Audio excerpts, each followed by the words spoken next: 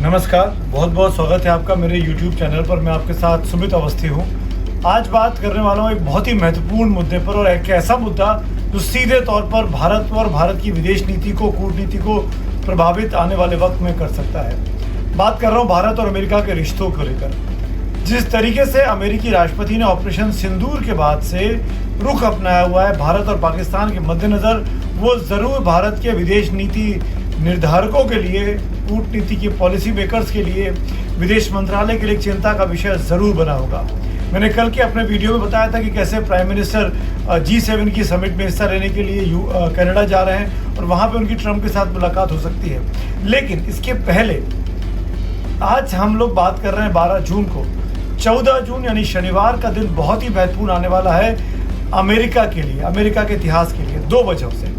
14 जून को राष्ट्रपति ट्रंप का जन्मदिन है, वो 79 ईयर्स के हो जाएंगे।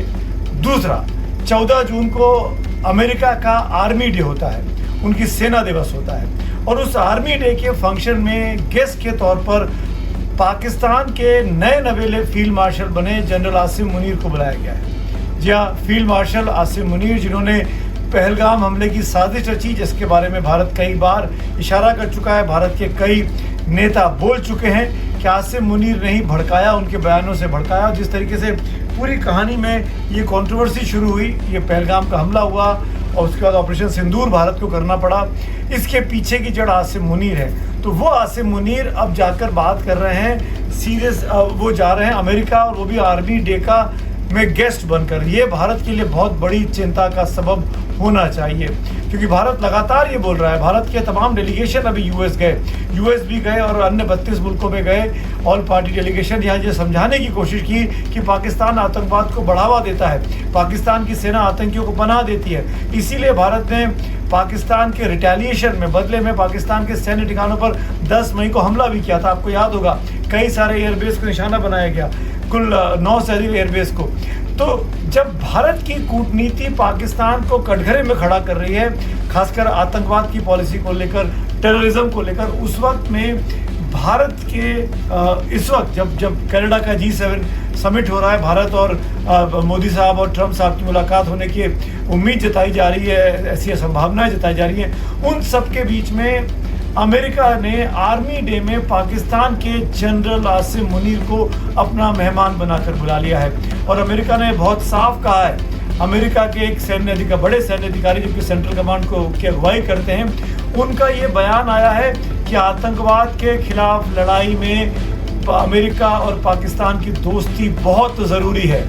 जी हाँ, पाकिस्तान और अमेरिका की दोस्ती बहुत ज़रूरी है, क्योंकि अगर आपको लश्कर से निपटना है, आपको तालिबान से निपटना है, आपको आईसिस से निपटना है, आईसिस के से निपटना है, तो आपको पाकिस्तान के साथ रहना पड़ेगा। पाकिस्तान की मदद से इस लड़ाई को लड़ा जा सकता है। ये अमेरिका के सेंट्रल कमांड के जनरल बोल रहे हैं। इसीलिए मैं कह रहा हूँ, ये बहुत बड़ी चिंता का सबब है कि जिस पाकिस्तान को हम आतंकी मुल्क घोषित कराना चाहते हैं, हम आतंकिस्तान बोल रहे हैं, हम टेररिस्तान बोल रहे हैं, उस पाकिस्तान की सेना के सबसे बड़े सर्विंग अधिकारी को अमेरिका अपने मुल्क में आर्मी डे पर चीफ गेस्ट बना के बुला रहा है। तो ये भारत और अमेरिका के संबंधों का, इस घटनाक्रम का बहुत सीधा असर पड़ने वाला है कि जिस पाकिस्तान के साथ भारत तमाम तरह की कड़वाहट की बात कर रहा है, उस पाकिस्तान को अमेरिका अपने नज़दीक लेके आ रहा है। और ये सब राष्ट्रपति ट्रंप के ज़माने में हो रहा है। वो राष्ट्रपति ट्रंप मत भूलिएगा, मैं एक बार फिर याद दिला दूं, मैंने वो वीडियो कई बार बनाए हैं, फिर एक बार कह रहा हूँ अपने इस कमेंट में कि पहलगाम हमले 22 अप्रैल को जो पहलगाम में दर्दनाक आतंकी हमला हुआ, जिसमें 27 में बेकसूर लोग मारे गए, जिसमें एक नेपाली नागरिक था, उस 22 अप्रैल के 4 दिन बाद 26 अप्रैल को अमेरिका की एक बड़ी प्राइवेट एजेंसी ने पाकिस्तान की सरकार के साथ क्रिप्टो करेंसी को लेकर एक बड़ा समझौता किया। WLC नाम की एक कंपनी है, और ये प्राइवेट कंपनी जिसमें ट्रंप परिवार के शेयर हैं, उनके दामाद के सौतेले बेटे के शेयर इस कंपनी में है बड़ी संख्या में, और ये क्रिप्टो करेंसी के क्षेत्र में काम कर रही है।